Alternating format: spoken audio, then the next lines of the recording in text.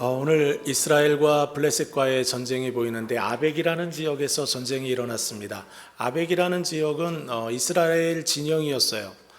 블레셋은 저기 아스돗이라고 하는 블레셋이 살았던 지역이 있는데 그들이 이스라엘 진영으로 들어와서 전쟁을 하게 되었습니다.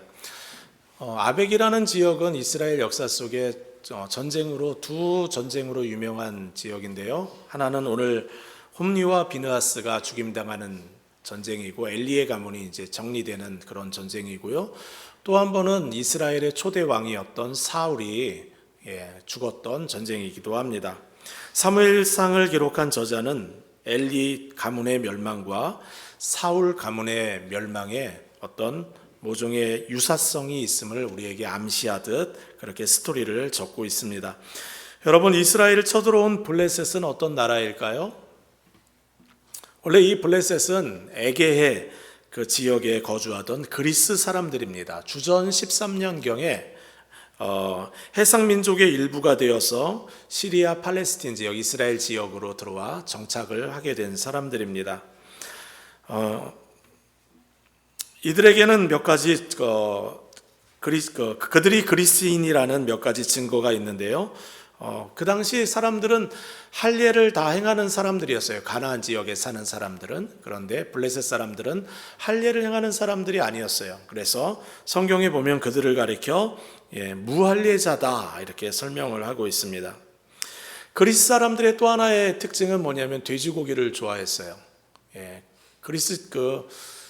가나안 땅에 사는 사람들은 돼지고기를 먹지 않았거든요. 그런데 그리스에서 온 그 블레셋 사람들은 돼지고기를 즐겼습니다. 그래서 그들이 사는 지역을 이렇게 고고학자들이 발굴할 때 돼지의 뼈가 나오는 지역들이 나오면 틀림없이 이쪽은 블레셋 사람들이 살았던 지역이다 생각을 합니다. 세 번째, 그들이 그리스인이라는 증거는 그들은 이성과 자유를 최고의 가치로 여기는 사람들이었습니다. 당시 가나안 국가들은 왕정 국가였거든요. 왕이 다스리는 나라였습니다.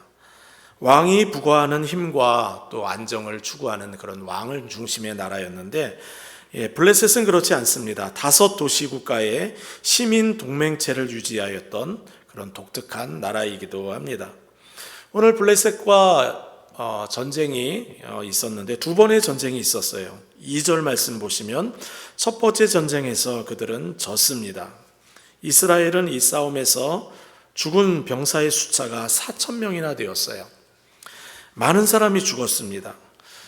전쟁에서 패배하면 여러분 판단을 해야 되잖아요. 무엇이 문제인지 분석을 해야 되지 않습니까? 이스라엘 장로들이 모여서 무엇이 문제인가를 생각하기 시작했어요. 이스라엘 장로들은 그 당시 각 지파에서 파견된 한 사람씩 파견된 지도자들입니다. 비정기적으로 모여 나라의 중대사를 결정하는데요. 베냐민 지파가 이스라엘 민족 간의 내전으로 인하여 많은 사람들이 죽게 되었을 때 이 베냐민 지파를 어떻게 다시 살릴 수 있을까? 이 고민을 하여 모였던 사람들이 장로들입니다. 그리고 먼 훗날 사무엘을 찾아가서 사사시대는 이제 끝내고 우리도 왕이 필요합니다라고 이야기했던 사람들이 바로 오늘 본문에 나오는 장로들입니다. 오늘 본문에서도 장로들이 전쟁에서 패배한 원인을 분석합니다. 그리고 실로에 있는 성막에서 여호와의 법궤를 가져오자고 결정을 합니다. 장로들의 판단은 이러했습니다. 전쟁에서 패배한 이유는 하나님께서 지게 하셨다. 그들의 판단은 정확했어요. 하나님이 지게 하셨습니다. 그런데 그들이 빠뜨린 게 한 가지 있어요. 왜 하나님이 지게 하셨는가? 이것을 그들은 생각하지 않았습니다. 그들은 실로에 있는 여호와의 성막에서 하나님의 궤를 가지고 오면 이길 수 있다고 생각했어요. 장로들은 왜 그런 결정을 했을까요? 4절 말씀 보면 이스라엘 장로들의 생각도 조금 보이는데 이렇게 적혀 있습니다. 이에 백성이 실로에 사람을 보내어 그룹 사이에 계신 만군의 여호와의 언약궤를 가져왔고 그 자리에는 엘리의 두 아들 홈리와 비느하스는 하나님의 언약궤와 함께 거기에 있었더라. 여기 우리가 여호와의 언약궤라는 표현에 주목할 필요가 있습니다. 언약이 무엇입니까? 하나님이 약속하신 거예요. 함께 하겠다. 전쟁이 일어나면 승리를 보장해 주겠다. 도와주겠다. 약속을 하셨던 거예요. 실제로 하나님은 이스라엘이 싸우는 전쟁마다 도와주셨습니다. 여호와의 궤를 선두로 하여 전쟁을 할 때마다 이기게 하셨어요. 오죽하면 이방인들은 하나님을 가리켜 전쟁의 신이라고 하였을까요? 싸우면 이기게 하는 신, 그것이 이스라엘이 믿는 하나님이었습니다. 민수기 10장 35절 36절을 보면 이스라엘 백성들이 언약궤에 대해 어떤 믿음을 가지고 있는지를 볼 수가 있는데요. 이렇게 적혀 있습니다. 궤가 움직일 때 여호와여 일어나사 주의 대적들을 흩으시고 주를 미워하는 자가 주 앞에서 도망하게 하소서. 여호와의 궤가 쉴 때 여호와여 이스라엘 종족들에게로 돌아오소서. 이들은 여호와의 궤가 능력을 가지고 있는 것으로 믿고 있습니다. 민수기 14장 44절을 보면 여호와의 궤가 이스라엘 백성과 함께 전쟁에 나가지 않았던 적을 기록하고 있어요. 전쟁을 하는데 법궤가 함께 하지 않은 거예요. 그 전쟁에서 이스라엘은 크게 패했습니다. 그런가 하면 여호수아 6장에 가서 보면 여리고성에서 전투를 하는데 칼, 무기 전혀 사용하지 않고 법궤를 맨 앞에 두고 걷기만 했어요. 한 바퀴 한 바퀴 돌기만 했어요.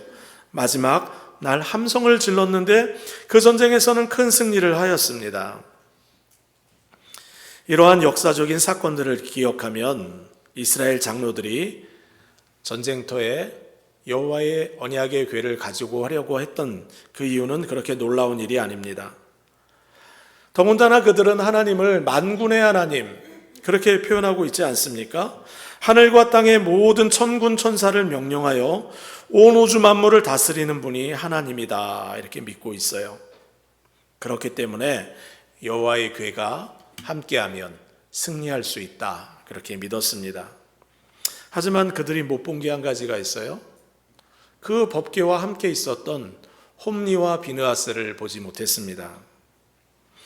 여러분, 홈리와 비느하스는 모세와 같은 사람이 아닙니다. 모세와 같이 하나님께 충성스럽고 신실했던 일꾼이 아닙니다. 하나님은 분명히 사무엘상 2장 3정에 반드시 멸망하겠다고 선언한 심판을 받아야 하는 그러한 사람이었습니다. 여러분, 그들과 함께 있는 법궤에 무슨 하나님의 동행이 함께 하겠습니까? 법궤가 무슨 부적이라도 되는 것은 아니지 않을까요? 하나님과 친밀한 교제 없이 하나님의 임재를 상징하는 물건만 있으면 그곳에 하나님의 능력이 나타나는 건 아니지 않습니까? 홈리와 비느하스만 문제가 있는 게 아니에요. 오늘 본문 3절에서 5절 보면 장로들도 문제입니다. 히브리어 성경을 보면 거기에 우리라는 단어가 5번 나오는데요. 우리 성경에는 언약궤를 우리에게로 가져오자 이렇게 되어 있는데 히브리어 성경을 보면 우리를 위해 언약궤를 가져오자 이렇게 되어 있어요. 이스라엘 장로들의 안중에는 하나님이 지금 어떤 생각을 하는지 별로 관심이 없습니다. 그저 하나님을 이용하여 이길 생각만 하고 있는 겁니다. 성도 여러분, 우리가 기억해야 하는 게 있어요. 주객이 전도되면 안 됩니다. 하나님이 주인이시고 우리가 그분의 자녀이고 청직이라는 사실을 우리는 기억해야 합니다. 우리는 하나님을 위하여 존재하고 하나님께 순종하기 위하여 존재합니다. 인생의 가장 큰 행복과 즐거움이 하나님께 순종할 때 있다라는 이 사실을 성도들은 잊지 않아야 합니다. 이것이 뒤바뀌면 안 돼요. 하나님을 위하여 사는 삶이 아니라 나를 위하여 존재하는 하나님을 생각할 때 우리는 이미 그때는 우상숭배의 자리에 서 있게 되는 거예요. 우리는 하나님을 우상숭배하듯 섬겨서는 안 됩니다. 여러분, 우상숭배는 그렇게 복잡한 개념이 아니에요. 내가 하나님을 위하여 존재하는가 아니면 하나님이 나를 위하여 존재하는가, 이것을 생각해 보면 나의 신앙의 현 주소가 보입니다. 자기 자신만 사랑했던 사울 왕에게 하나님이 하셨던 말씀이 있죠. 사무엘을 통하여 이렇게 말씀하셨습니다. 여호와께서 번제와 다른 제사를 그의 목소리를 청종하는 것을 좋아하심같이 좋아하시겠나이까. 순종이 제사 드리는 것보다 낫고, 순종이 예배 드리는 것보다 낫고, 듣는 것이 수량의 기름보다 나으니 하나님의 말씀을 잘 청종하여 듣는 것이 너희들이 드리는 헌금보다 나으니, 이를 거역하는 것은 점치는 죄와 같고, 완고한 것은 순종하지 않고, 말씀에 순종하지 않고 그렇게 한 완고한 것은 사신 우상에게 절하는 것과 같음이라. 왕이 여호와의 말씀을 버렸으므로 여호와께서도 왕을 버려 왕이 되지 못하게 하셨나이다. 하나님은 사울 왕에게 아말렉과의 전쟁을 치르면서 다 진멸하라고 하셨거든요. 모든 가축들도 하나도 가져오지 말라고 하셨습니다. 그런데 사울 왕은 영양 상태가 좋은 소와 양을 챙겼고 아말렉 왕 아각을 포로로 끌고 왔습니다. 사울이 승전가를 부르며 돌아올 때 백성들은 환호성을 질렀어요. 사울은 그것을 즐겼습니다. 사무엘이 하나님의 책망의 소식을 전했더니 하나님께 제사 드리려고 제물로 가져왔다고 이야기를 합니다. 그때 하나님이 하신 말씀이에요. 순종이 제사보다 낫다. 하나님의 말씀에 순종하는 것이 드려지는 헌금보다 낫다. 하나님께 순종하지 않는 것은 점치는 것과 다를 바가 없고, 하나님의 말씀을 알면서도 듣지 않는 완고함은 우상에게 절하는 것과 같다. 여러분, 신앙생활은 제사 잘 드리는 일에 달린 일이 아닙니다. 주님께 주일에 예배 한번 드리는 것에 달린 일이 아닙니다. 하나님의 말씀을 귀 기울여 듣고 순종하는 자세에 달렸습니다. 하나님께 순종하는 자세 없이 행해지는 우리의 모든 종교적인 행위를 하나님은 우상 숭배다라고 말씀하십니다. 이스라엘 장로들의 생각이 그랬어요. 지금 이스라엘 백성들은 그 마음은 제각기 하나님을 떠나 자기 소견에 옳은 대로 살고 있는데, 하나님께 순종하려는 자세 없이 법궤만 가져오면 전쟁에서 승리할 수 있다, 그렇게 믿고 있는 거예요. 우상 숭배입니다. 하나님이 전쟁에서 지게 하셨다 판단했다면 그들은 하나님의 마음을 알았어야죠. 선지자, 사사, 사무엘을 불러서 하나님의 마음을 알았어야죠. 문제점을 파악했어야 했습니다. 하나님이 이스라엘 백성에게 분노하고 계시다는 사실을 그들은 알아야 했어요. 그런데 장로들은 그렇게 하지 않았습니다. 원인을 바르게 진단하고 나서도 엉뚱하게 행동하는 일이 얼마나 많은지 모르겠어요. 문제가 무엇인지 알 수 있어요. 그런데 진단을 하고서도 엉뚱한 행동을 하는 사람들이 참 많습니다. 제가 한국에서 10,000명이 넘는 교회에서 부목사로 사역했던 때가 있어요. 참 그 교회는 좋은 점, 나쁜 점이 다 있었어요. 여러분, 교회는 주님이 계시기 때문에 좋은 것이 참 많아요. 그런데 한편으로 교회는 사람이 모여있기 때문에 또 좋지 않은 것들도 많이 보입니다. 교회가 더 성장하고 더 건강해지기 위하여 미국에서 교회 성장학자들, 교수들을 몇 분 초대하여 교회를 분석하는 기회를 가졌습니다. 그분들이 와서 성도들을 한 30분씩 다 일일이 만나서 질문을 해가며 교회를 분석합니다. 200여 명이 넘는 다양한 새가족부터 시작하여 장로들까지 모두 설문조사를 합니다. 질문을 하고 답을 합니다. 그 결과가 딱 나와서 교역자들의 손에 딱 왔는데요. 제가 그걸 딱 펴보는 순간 깜짝 놀랐어요. 제가 5년 섬기면서 느꼈던 교회의 장점과 단점을 정확하게 다 파악하고 있었어요. 결정적인 문제 2가지를 지적하고 있었는데, 하나는 재정이 투명하지 않다. 두 번째는 담임 목사님의 리더십이 너무 강해서 문제가 일어났을 경우에 그 리스크를 최소화시킬 수 있는 어떤 안전장치도 없다. 이 2가지가 표에 드러났습니다. 저는 그 조사를 하면서 교회가 또 한번 교회를 바르게 하고 새롭게 도약할 기회를 가질 줄로 알았습니다. 그런데 여러분, 교회는 그렇게 하지 않았어요. 여러 가지 문제점, 제일 큰 문제부터 작은 문제까지 쭉 나열되어 있는 문제 중에 그냥 리더십들이 손대기 부담스러운 것들은 손대지 않고 네 번째, 다섯 번째 이것부터 일들을 하나씩 해결하기 시작했어요. 여러분, 그 교회는 어떻게 됐을까요? 제가 그 교회 떠날 때까지만 해도 교회는 계속 성장 가도였습니다. 그리고 제가 유학 나와 2년 정도 공부하고 있을 때 교회가 풍비박산이 나고 담임 목사님은 헌금 횡령 사건으로 감옥에 가게 되셨고 10,000명이 넘는 성도는 단 150명 정도 남은 교회로 전락하고 말았습니다. 담임 목사님도 그 교회에서 나오게 되셨고 다시 교회를 개척하게 되었습니다. 지금 생각해보면 참 마음이 아픕니다. 정말 건강한 교회였거든요. 좋은 성도들이 참 많은 교회였어요.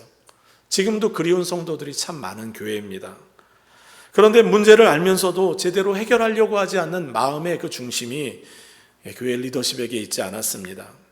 문제를 제대로 진단했다면 결단을 해야 합니다.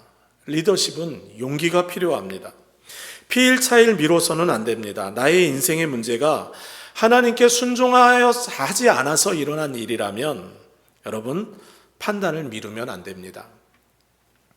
후회하고 돌이킬 때가 반드시 오게 됩니다. 홈리와 비느하스는 하나님의 심판의 메시지를 한두 번 들은 게 아니거든요. 그런데 모든 기회를 놓쳤습니다. 회개할 때를 놓치면 후회해도 늦을 때가 옵니다. 용기가 필요합니다. 가정도 그렇고 교회도 그렇고 회사도 그렇습니다. 회개하고 용서를 구해야 할 일이 있다면 찾아가서 용서를 구해야 합니다. 하나님 앞에 잘못한 것이 있다면 금식하고 작정하며 기도해야 합니다. 그래야 우리에게 미래가 있습니다. 이스라엘은 법궤를 전쟁터로 가져올 때에 마음을 찢으며 하나님 앞에 엎드려야 했는데 그들은 하나님을 길들일 수 있다고 생각했습니다. 하나님은 이용당하는 분이 아닌데도 불구하고 이용할 수 있다고 생각했습니다. 여러분, 이 사건에 대하여 하나님은 어떤 마음을 가지셨을까요? 시편 78편에 하나님의 마음이 보입니다. 하나님이 들으시고 분내어 이스라엘을 크게 미워하사 사람 가운데 세우신 장막 곧 실로의 장막을 떠나시고 하나님이 성막을 떠나버리셨어요. 그가 그의 능력을 포로에게 넘겨주시며 하나님의 능력을 블레셋에 넘겨주신 거예요.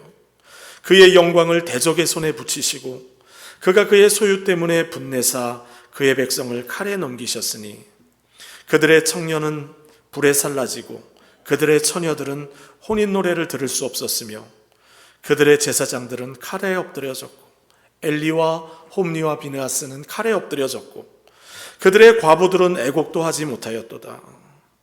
정말 슬픈 일입니다. 하나님은 성막을 떠나셨고 제사장들은 죽임당했습니다. 그런데 여러분, 이러한 현상은 그들에게만 있는 것이 아닙니다. 하나님을 우상으로 섬기듯 하나님을 우상대하듯 섬기는 사람들에게도 이러한 일들은 여전히 일어날 수 있는 일입니다. 하나님이 싫어하는 일들을 하면서도 주일에 오셔서 예배드리고 헌금 생활 잘하면 하나님이 복을 주시겠지.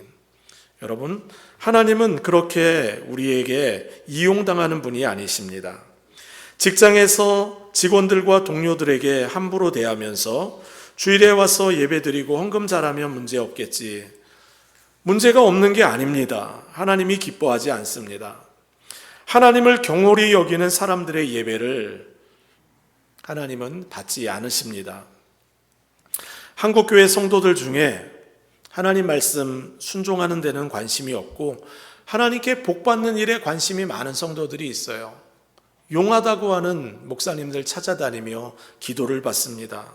기도에 능력이 있다는 분들 찾아다녀요. 그분들의 마음에는 하나님께 순종하는 것에 관심이 없어요. 물론 헌금도 가지고 갑니다. 그런데 저는 정말 궁금한 게 있습니다. 그들이 드리는 헌금이 하나님께 드리는 헌금인지 복채인지 궁금합니다.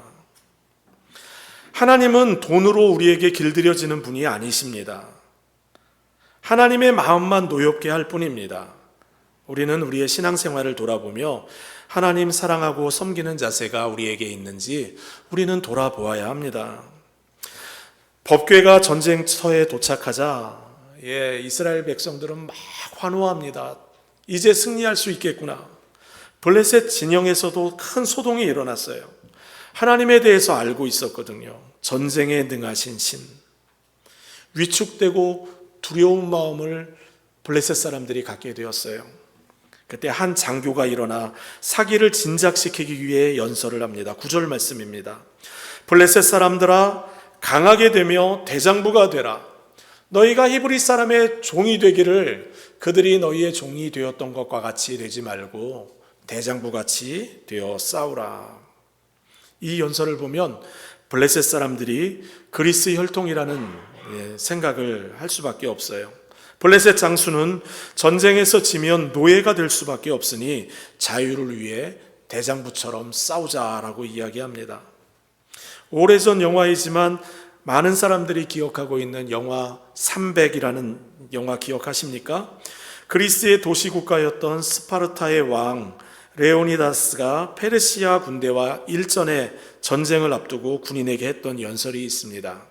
이렇게 적혀 있어요. 그가 이렇게 이야기했어요. 여러분은 자유인으로 폭군과 싸우기 위해 여기에 왔습니다. 여러분은 자유인입니다.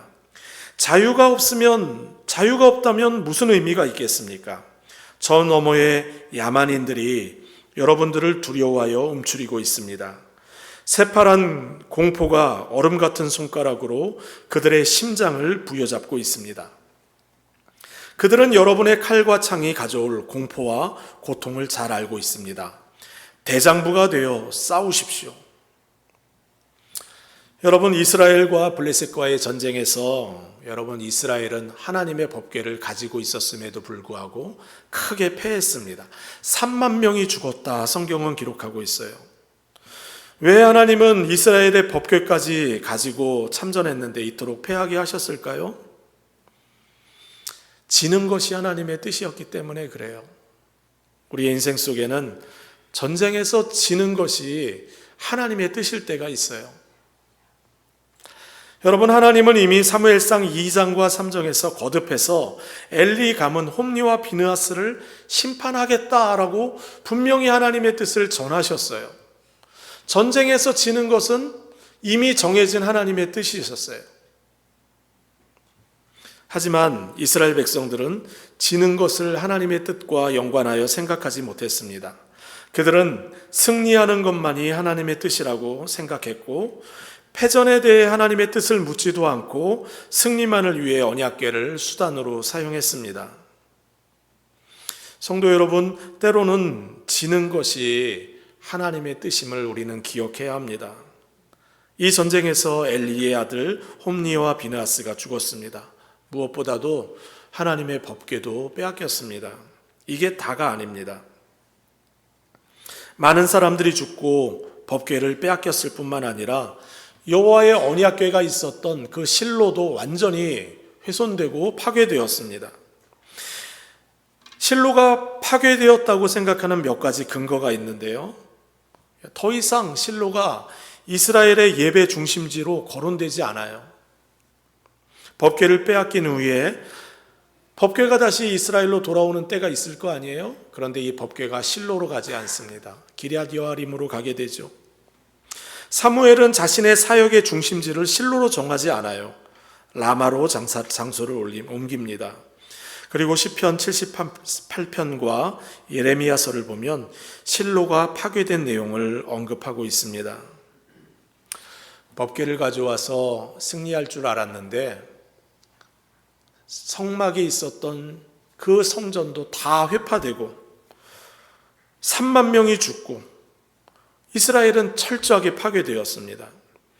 지는 것이 하나님의 뜻인 것을 받아들이는 것은 고통스러운 일입니다. 여러분, 하나님은 이스라엘 백성들이 하나님께 불순종할 때마다 가볍게 넘어간 적이 없어요. 눈 감아준 적이 없어요. 하나님이 이스라엘에게 원하는 것은 그들이 순종하여 하나님 말씀대로 순종하면 하나님이 주시는 놀라운 복이 있으니 이것을 누리며 살기를 원하셨거든요. 그들은 그런데 그렇게 하지 않았어요. 불순종하고 고통을 겪어야 했습니다. 이스라엘의 역사를 생각해 보세요. 바벨론, 페르시아, 로마, 계속 남의 나라의 속국으로 살아갑니다. 그리고 그 이후로 수천 년 동안 자기의 나라를 갖지 못해요. 하나님이 선택한 백성인데 계속 나그네 인생으로 흩어져 살아야 합니다. 왜 그렇습니까? 하나님은 이스라엘이 참된 복을 받기를 원하셨거든요. 하나님께 순종하고 하나님의 말씀에 귀를 기울여 듣는 하나님의 자녀가 되기를 원하셨어요. 히브리서 12장 말씀입니다.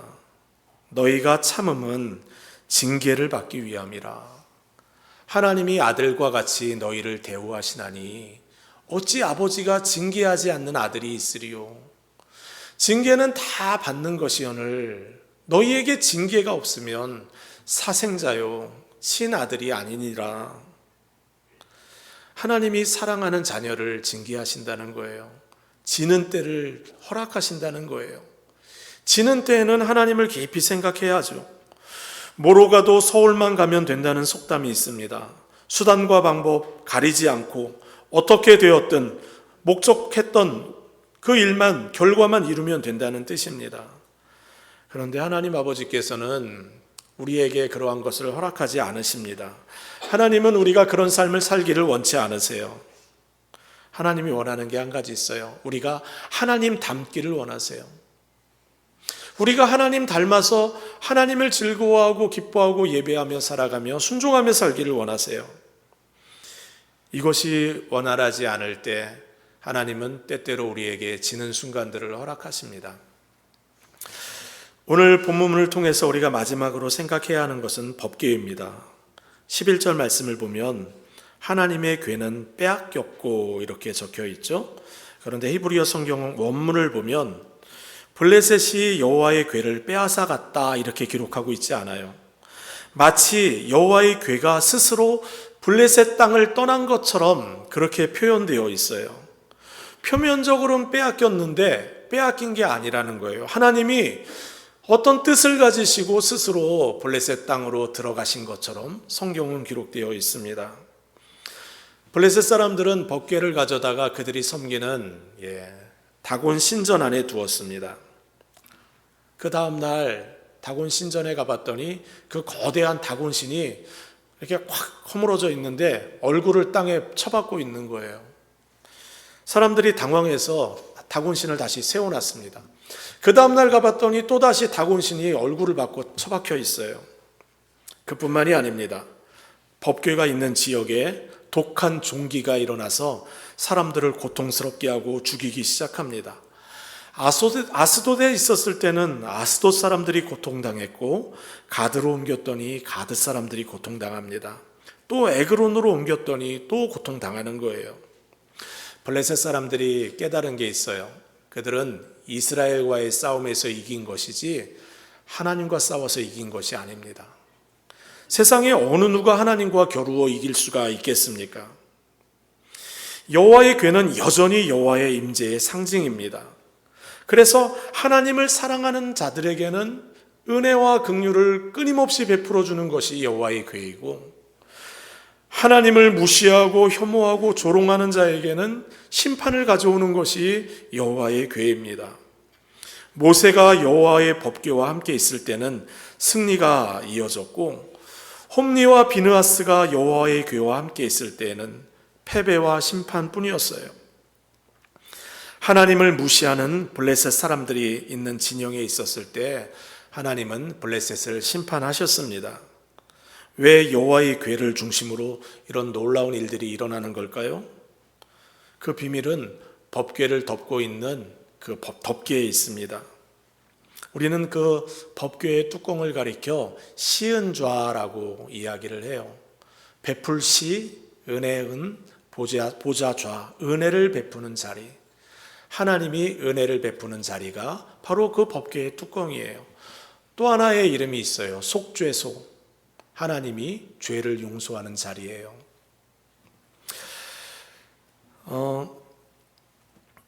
그런데 여러분, 염소와 소로 드렸던 많은 제사들이, 여러분 그 피를 가져다가 제사장이 지성소로 들어가서 그 법궤의 뚜껑에 뿌리잖아요. 그러면 그 피를 보고 하나님이 그 죄를 덮어주시는 거예요. 용서해 주시는 거예요. 용서가 일어나는 현장이 바로 법궤의 뚜껑이에요. 히브리서 말씀입니다. 그리스도께서 장래에 좋은 일의 대제사장으로 오사, 성경 말씀 보여주실래요? 염소와 송아지의 피로 아니하고 오직 자기의 피로 영원한 속죄를 이루사 단번에 성소에 들어가셨느니라. 구약에 드려진 수많은 제사들이, 염소와 송아지의 피로 드려진 수많은 제사들이 먼 훗날 이 땅에 오셔서 십자가를 지시고 단 한 번의 영원한 제사를 지내시는 예수님을 바라보고 있었던 겁니다. 하나님의 용서와 은혜가 우리에게 부어지는 이유는 속죄소에 그리스도의 피가 뿌려졌기 때문입니다. 우리의 죄를 예수님이 대신 짊어지시고 십자가에서 피를 뿌려 언약의 궤에 그 피가 뿌려졌기 때문입니다. 하나님의 백성들의 죄를 용서하는 장소가 바로 이곳입니다. 여호와의 궤에는 용서와 심판이 동시에 일어납니다. 주님 의지하고 주님 바라보고 순종하는 자에게는 죄 용서의 은혜가 임합니다. 그런데 하나님을 무시하고 하나님의 뜻에 불순종하며 조롱하며 경홀히 여기는 자에게는 하나님의 심판이 뒤따릅니다. 법궤에 뿌려진 그리스도의 희생의 피를 아는 성도들은 성전을 소중하게 생각해요. 그 지성소를 소중하게 생각해요. 성전을 소중하게 생각했던 성경적인 인물 한 사람이 있죠. 다윗입니다. 그에게는 한 가지 소원이 있었어요. 내가 여호와께 바라는 한 가지 일, 그것을 구하리니. 이스라엘의 왕입니다. 딱 한 가지 구한대요. 내 평생에 여호와의 집에 살면서. 왜 여호와의 집에 살기 원해요? 여호와의 아름다움이 무엇이에요? 용서하시는 은혜, 품어주시는 은혜, 그분만 의지하면 힘을 주시는 그 은혜, 그거 바라보며 그의 성전에서 사모하며 살기를 원한다 하였습니다. 여러분, 세상살이는 참 수많은 압박감과 두려움과 근심을 가지고 우리는 살아갑니다. 인생의 무게는 참 무겁게 우리를 다가옵니다. 가장으로서 살아가는 것, 직장에서 본인의 업무를 담당하는 것, 쉽지 않은 일들이에요. 다윗은 여러분 한 나라의 왕이었어요. 얼마나 지도자로서 압박감이 거대했겠습니까? 그 압박감을 견디게 하고 무너지지 않게 하는 것, 다윗은 알고 있었어요. 하나님의 은혜를 사모하고 하나님의 임재를 경험하며 그 앞에서 살아가면 넉넉히 감당할 수 있다는 것을 그는 알고 있었어요. 다윗은 하나님의 은혜를 지식으로 알고 있었던 사람이 아닙니다. 경험으로 알고 있었던 사람이에요. 시편의 시들을 보면 우리 같이 읽고 있잖아요. 다윗이 지은 시들을 보면 그가 얼마나 하나님을 뜨겁게 사랑하는지가 보여요. 얼마나 자신을 사랑하는지, 용서하는지가 보입니다. 자신은 살인죄를 짓고 간음죄를 지었는데도 불구하고 넉넉하게 품어주시고 용서하시는 그 사랑을 그는 경험하고 있어요. 다윗은 자신이 하나님의 사랑받는 자녀요, 인정받는 자녀라는 사실을 확신하고 있었기 때문에 다른 사람들이 비난을 하든지 욕하든지 개의치 않아요. 남들이 칭찬하는 것도 귀 기울여 그렇게 들으려고 하지 않아요. 무시를 당해도 방황하지 않습니다. 권력에 굶주려 하지 않고 어떤 상황에서도 흔들리지 않습니다. 하나님의 은혜의 충만함을 경험하며 그 십자가의 은혜만을 사모하며 살아가는 거예요. 성도 여러분, 신앙생활이 무엇입니까? 신앙생활은 언약의 궤가 상징하는 하나님의 용서와 하나님의 은혜를 경험하며 사는 겁니다. 하나님의 은혜에 대하여, 하나님의 용서에 대하여 아는 것이 아니라 아는 차원을 넘어서 그 은혜를 경험하며 살아가는 거예요. 그런 성도들은 언약의 궤가 함께할 때마다 나타나는 하나님의 능력과 권능을 경험합니다. 그 은혜 앞에서 다윗처럼 춤을 춥니다. 우리 모두는 한병철 교수님이 쓴 피로사회라는 책에 나오는 것처럼 참 피로한, 고통스러운 사회를 살아가요. 성과를 내야 하고 스스로를 끊임없이 채찍질해야 하는 세상을 살아갑니다. 자기 자신을 가장 고통스럽게 괴롭히는 사람이 있다면 저자의 말대로 자기 자신입니다. 스스로를 더 괴롭히며 피로감을 호소하며 하루하루 살아갑니다. 그 결과 우울증과 번아웃 증후군에 시달리며 살아갑니다.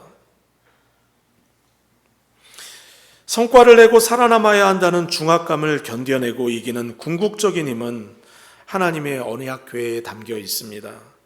하나님의 은혜를 실제로 경험하며 살아야 합니다. 하나님의 사랑과 은혜와 용서를 지식으로 아는 것이 아니라 그 십자가 그늘 아래에 엎드려 주님을 바라보아야 합니다. 찬송가 415장 1절 가사는 이렇습니다. 십자가 그늘 아래 나 쉬기 원하네. 저 햇빛 심이 뜨겁고 또 짐이 무거워. 이 광야 같은 세상 늘 방황할 때에 주 십자가 그늘에 내 쉴 곳 찾았네. 십자가 그늘 아래서 하나님의 은혜와 참된 쉼을 발견해야 합니다. 이것이 하나님이 우리에게 원하는 삶입니다. 법궤에 감추어진 하나님의 은혜, 그 십자가 그늘 아래서 살아가기를 다짐하는 저와 여러분 되시기를 주의 이름으로 축복합니다. 함께 찬양하겠습니다.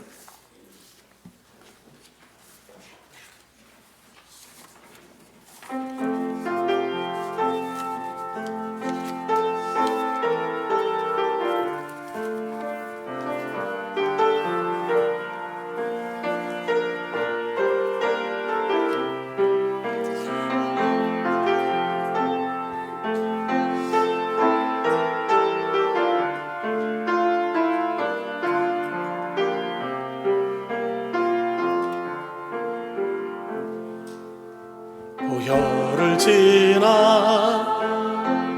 하나님 품으로 보혈을 지나 아버지 품으로 보혈을 지나 하나님 품으로 한 걸음씩 나가네. 보혈을 지나 보혈을 지나 하나님 품으로 보혈을 지나 아버지 품으로 보혈을 지나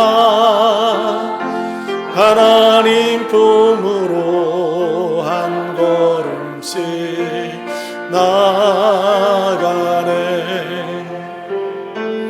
존귀한